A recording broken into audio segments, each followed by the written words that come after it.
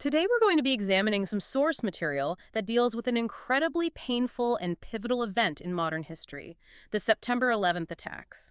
And it's just so important that we approach this with the seriousness it deserves. Absolutely, because woven into that shared trauma is a really profound and a tragic case of identity fabrication. The documents we're looking at today detail the story of a woman who called herself Tania Head. And she managed to place herself right at the very center of the 9/11 remembrance community. And in doing so, she deeply affected real survivors, victims' families, and a community that was, built on shared experience and trust. It's just essential to state right at the top our deepest sympathy for those authentic survivors and families whose healing was, well, it was cruelly exploited. It really was. So our goal here is to conduct a really thorough analysis of the documents we have. We want to trace the life of the woman at the center of this, Alicia Esteve Head. And we need to look at her sort of astonishing rise to prominence within the World Trade Center Survivors Network, the very specific claims she made, and then, of course, the careful process that finally exposed her story. So let's start with the verifiable facts. Before she was Tania Head, who was Alicia Esteve Head. Okay, so Alicia Esteve Head was born on July 31st, 1973, in Barcelona, Spain. The sources confirm this. So she was from Spain, and this wasn't someone who just appeared out of nowhere, right? Not at all. She came from a pretty prominent, well-established family in Barcelona. The sources also point to something else in her background, something that might give us a bit of context for her later actions, a public family scandal. That's right. Yeah. It's a really crucial piece of background. Her family was involved in a major financial scandal back in Spain in 1992. A financial scandal? Yes, and it was significant. Both her father and her brother actually served prison time because of it. Wow. So growing up, she would have been exposed to public scrutiny, to having her family name in the papers. Exactly. There was already this family history with notoriety and, public perception. It might, in an odd way, prepared her for navigating public attention and manipulating narratives later on. That's a fascinating point. It suggests she was already familiar with the idea of a public story, a public reputation. Even if it was a negative one, yes. So let's establish her timeline. What was she doing, professionally and academically, right before and during 2001? We need to know where she actually was. Well, she was an ambitious, educated woman on a very clear career path in Spain. She went to the University of Barcelona. She worked for a Spanish hotel company for a while, Hotel de la Villa Olímpica S.A. Okay. Specifically, from 1998 to 2000, she was a management secretary in Barcelona. But the most critical fact, the one that everything else hinges on, is her status in September of 2001. And the sources are clear on this. They are definitive. On September 11, 2001, when the attacks happened, Alicia Esteve Head was enrolled in a master's degree program at ESAD. It's a very highly respected business school in Barcelona. So there it is. We've established her actual location and activities. Now we have to confront the huge contradiction at the heart of this entire story. And it all starts with that single verifiable fact. Yeah. On September 11th, 2001, she was attending classes in Barcelona, Spain. Thousands of miles away. Living a completely different life from the one she would later invent. And she didn't even come to the U.S. immediately. The sources say she traveled here for the first time in 2003. 2 years later. That gap is so telling, isn't it? It is. It suggests this wasn't an impulsive act. She had time to think, to craft this story, this entire identity. And by 2004, the persona of Tania Head was ready. That's when she started to connect with the World Trade Center Survivors Network. But she didn't just walk in the door, did she? Her approach was more strategic than that. It was very strategic. She didn't initially try to join the existing physical group. First, she created her own online support group. Under the name Tania Head? Exactly. And that digital presence acted as, a sort of proof of concept. It established her name and her fabricated story in a space that had much less scrutiny. So she built this digital shell first. How did she make the leap from that online persona to becoming a leader in the real, legitimate Survivors Network? Through one of the network's founders, a man named Jerry Bogash. The sources say he found out about this online group run by Tania Head. And he was impressed by her dedication, presumably. He was. And this led to months of email correspondence. It's a classic way to build trust without any face-to-face interaction. Eventually, she successfully merged her small online group with the official World Trade Center Survivors Network. This Survivors Network is so central to the story. Why was it created? What was its purpose? The network existed to fill a very specific gap in the support system after 9/11. The sources really emphasize this. Public attention and most of the resources were focused on the victims, their families, and the first responders. Which is completely understandable. Of course. But there were an estimated 20,000 civilian survivors. People who worked in the towers, visitors, volunteers who managed to escape. And they often felt overlooked, unseen in the larger narrative. So this was a space for them, a place where they could share this very specific, almost unimaginable trauma with people who truly understood, a place built on shared experience. Precisely. And that shared trauma, that very foundation, is what made it so vulnerable. You joined because you had lived it. The proof was your story, your pain. And into this trusting, supportive environment comes Alicia Esteve Head as Tania Head. And her rise was just meteoric. Her dedication seems so intense, so immediate. She didn't just join the group, she quickly became its president, which is incredible for someone who was supposedly a relative newcomer. And here's a detail that made her seem so credible. She was never paid for this work. It was all volunteer. In fact, she donated her own money to the group. She did. So in the eyes of the other survivors, she wasn't seeking money or fame. She was just this deeply, selflessly committed person who wanted to help her peers heal. That lack of a financial motive would have made her seem completely above suspicion. It speaks to a much more complex motivation, doesn't it? It seems she wasn't after money, she was after something else.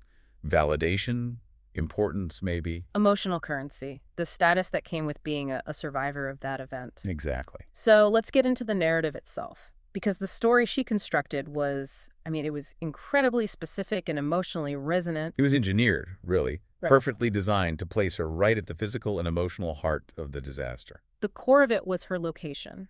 She claimed to have been inside the South Tower, WTC-2, when the plane hit. And not just anywhere in the South Tower. Not the lobby, not a low floor. She claimed to be on the 78th floor. Right in the sky lobby, in the impact zone. That is the most audacious part of the entire lie.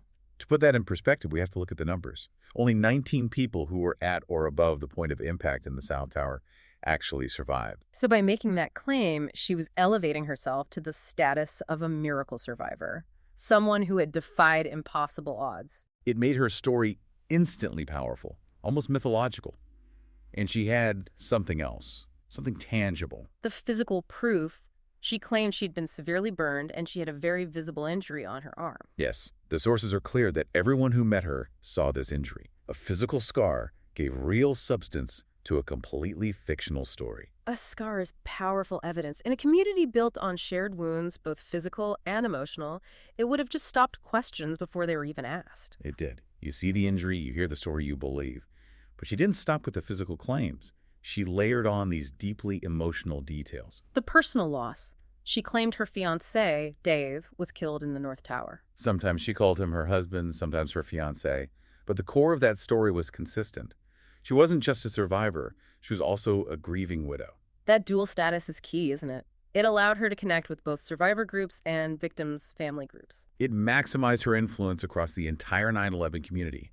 But the most spectacular part of her story was how she connected it to a real, undisputed hero. She claimed she was rescued by Wells Crowther. The man known as the Man in the Red Bandana. His story of heroism is so well known, so much a part of the national memory of that day. He saved so many people before he lost his own life. He did. And by claiming he personally saved her, by tying her fictional survival to his very real heroism, she made her story almost untouchable. To question her would feel like questioning him. It was a masterstroke of manipulation. And there was one more detail she often told, an anecdote designed to be unforgettable. The wedding ring. Tell us about that. She claimed that as she was escaping, a dying man gave her his wedding ring and asked her to give it to his widow. It's like a scene from a movie. It gives her this sense of sacred duty, of being a witness to a final act of love in the middle of all that chaos. It transforms her from just a survivor into a messenger, a keeper of a final promise. These are the kinds of details that get repeated that make a story feel deeply true, even with no facts to back it up. And she wasn't just telling these stories to friends or in small support groups. She was on a public stage. A very public stage. As president of the network, she regularly gave tours at Ground Zero. She would stand there and say, "I was there at the towers. I'm a survivor. I'm going to tell you about that." That repetition, that public performance, it would have cemented the lie in the minds of so many people. It turned her into the public voice of the civilian survivor. The media certainly saw her that way. She was in newspaper articles, interviewed for anniversary pieces. She became a go-to representative for that group of nearly 20,000 survivors. And her role became institutionalized. In 2005, she was chosen to lead official tours for the Tribute WTC Visitor Center. So she had the stamp of approval from an official organization. She did. And the sources point to photographic evidence of her prominence. There are photos of her with Mayor Michael Bloomberg, with former Mayor Rudy Giuliani, former Governor George Pataki. These weren't just snapshots. They were taken at official remembrance events. They served as a kind of visual proof of her legitimacy on a national stage. And the people inside the Survivors Network, the people who knew her best, they believed her completely. Richard Zimbler, who took over as president after she left, said as much. He said there was no reason to doubt her story. And his reasoning was so simple and so powerful. He said she had a badly injured arm that looked like it had burn scars, and her story was just very, very realistic. That trust, born out of this shared vulnerability and what seemed like undeniable physical proof, allowed the deception to last for years. The emotional cost of questioning a fellow survivor in that kind of environment would be immense. Her story was almost designed to be unquestionable. But eventually it was questioned, and the entire elaborate fiction began to unravel. And it started not from within the network, but from the outside, through journalistic due diligence. This was in September 2007, right? 6 years after the attack. That's right. The New York Times was working on an anniversary story, and as part of the process, they started to verify some of the key details of Head's account. And when you start pulling on the threads of a story built on lies, the whole thing falls apart. They started with her academic credentials. She had used them to bolster her story about having a career on Wall Street. She claimed degrees from Harvard and Stanford. Two of the most famous universities in the world, so the Times just... they call them. Definitive. Both Harvard and Stanford confirmed they had no record of an Alicia Esteve Head or a Tania Head ever attending, let alone graduating. So the foundation of her professional life story just crumbled. Instantly. But the employment claims were even more critical because they were what placed her physically at the World Trade Center that day. She claimed she worked for Merrill Lynch in the South Tower. And this is where the lie went from, resume padding to a physical impossibility. First, Merrill Lynch checked their records. No employee by that name. Which is damning enough. But the second finding was the knockout blow. Merrill Lynch didn't have any offices in the World Trade Center complex in 2001. Wait, they weren't even in the buildings at all? Not at all. That single fact means her entire story, the core of her identity as a survivor, could not possibly be true. She literally invented a workplace that didn't exist there. That is just astonishing. So when the Times presented her with these discrepancies, how did she react?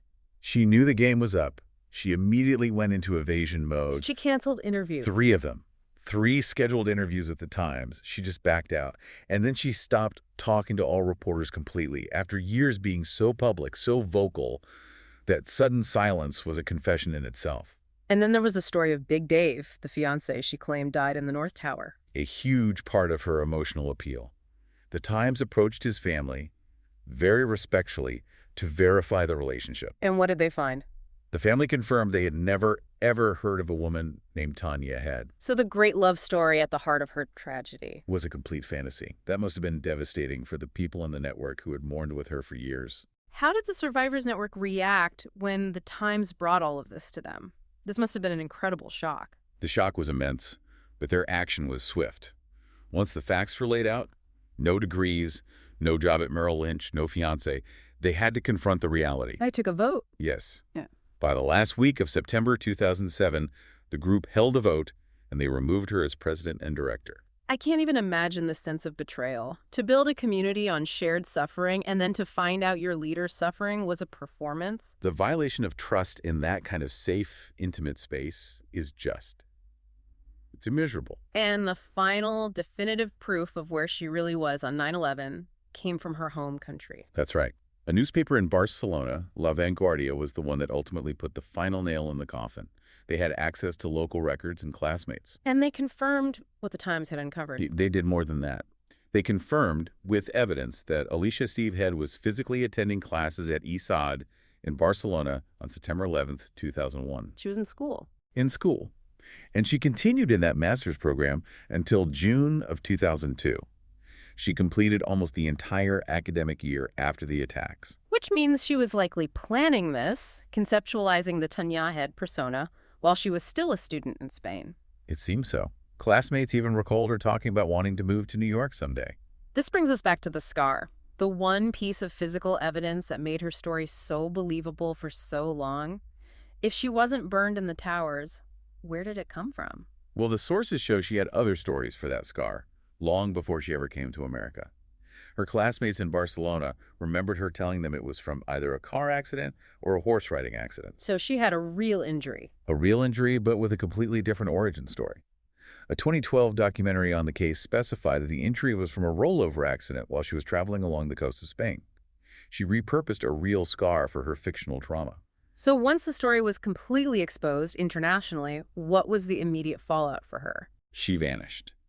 She left Manhattan immediately, refused all interviews, and just retreated from public life entirely. The Tania Head identity she'd spent years building was just gone, extinguished overnight. But the manipulation didn't completely stop, did it? There was one more really disturbing act. It's quite chilling. In February 2008, a few months after the exposure, an anonymous email was sent from a Spanish email account to the members of the Survivors Network. And what did it say? It claimed that Alicia Esteve Head had died by suicide. Wow. A final attempt to control the narrative, to generate sympathy. And maybe to stop any further investigation into her life. But the sources confirmed later that this, too, was a lie. She was alive and well. Despite her trying to disappear, this story was just too big to go away. It became a case study, really. It did. In 2012, a book and a documentary film came out, both with the same title, The Woman Who Wasn't There. And they were incredibly detailed, weren't they? They actually had interviews with her. That's what makes them so unique. They include interviews with Head and with network members from before the hoax was exposed and then again after. So you get to see the illusion, and then you see the painful reality of its collapse. And even after all that, she didn't manage to stay completely out of the public eye. No. The sources mentioned that in September of 2011, she was spotted in New York City with her mother. And who saw her? The director of the documentary and the co-author of the book. They actually confronted her on camera, forcing her to, face her old life again, if only for a moment. And the consequences of what she did in New York eventually followed her back to Spain. They did. The story of the deception was so widely reported that it eventually reached her employers in Barcelona. In July 2012, she was fired from her job at an insurance company, Interpartner Assistance, once they learned about the scale of the fraud she'd committed. So after all the dust settled, what do we know about her life now? The sources give us a small update. As of 2021, she seems to have returned to the business world in Barcelona. She opened a renovation company in the city. So a definitive return to her old life and the end of the Tania Head era. It seems so. As we wrap this up, it's worth summarizing what we've learned from these sources. The deception was just so total. It really was. The core finding is this stark, verifiable contrast.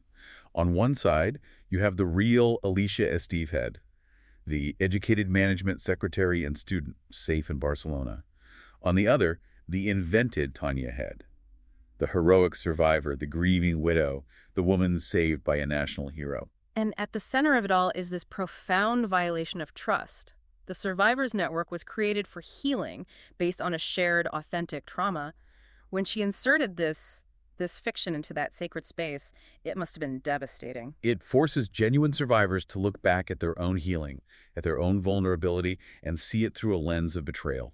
It's a terrible thing to do to people who have already suffered so much. It really raises questions about why someone would do this. It wasn't for money. It seems to be about something deeper. It seems to be about a desire for significance. She craved the status of a survivor, that connection to defining historical tragedy. It points to this very human, if deeply misguided, need to feel connected to history, no matter what the ethical cost. And that leads us to a final thought for you to consider. The sources here demonstrate the immense power of an emotional narrative. The Tania Head story was so successful for so long because it was exactly what people wanted and needed to hear. It was a story of ultimate survival, of heroism, of love and loss. It was powerful. It was. And the scar, the connection to Wells Crowther, all of it allowed her to bypass rational checks for years. It shows us that when a story aligns perfectly with our emotional desire for meaning in the face of tragedy, it can become incredibly difficult to challenge, even when the verifiable facts, like a company not having an office in the building, are sitting right there. This whole case is a powerful cautionary tale about the allure of being close to history and the profound responsibility that comes with talking about shared trauma and loss. Thank you for engaging with this examination of the source material. It's been a complex, but I think necessary analysis of the facts. Thanks for listening.